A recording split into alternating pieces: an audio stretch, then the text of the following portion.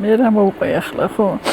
ჩვენი ოჯახი საერთოდ ძალიან მუსიკალური ოჯახი იყო, მამამ ღეროდა კიდეც თვარიდან ძალიან და ეს ჩემი ბავშვობის დროინდელია, იმ დროს არ იყო ტელევიზორი. კი ბატონო. იყო რადიოები მაშინ და მამას თუ რო არ მოესმინა ეს სიმღერები, ეს გადაცემები არ შეიძლებოდა და დიდი მირ ასე იყო რადიო, ძალიან დიდი რადიო ეს ქონდა სახში. მაშინ იყო ეგ პირველი ეს პირველი რა თქმა უნდა. პირველი ვიყავით მაშინ, ჩვენ რადიო ქონდა. იფიანები მაინც. ხო და გაფუჭდა ეს რადიო ერთხელ. და ნათესავი ვყავთ ჩვენ, რომელიც სწავლობდა ქუთაისში რადიო ტექნიკუმში.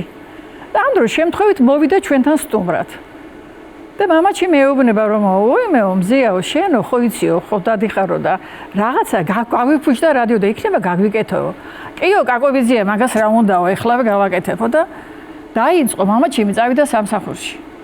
დაიწყო ამან დაშალა რადიო მთელი დღე მასკნა რა ვიცი და ააწყო როგორც იქნა ბოლოს და ამ დროს მამაჩიმიც მოვიდა. რა ქენიო მამაჩიმა უთხრა.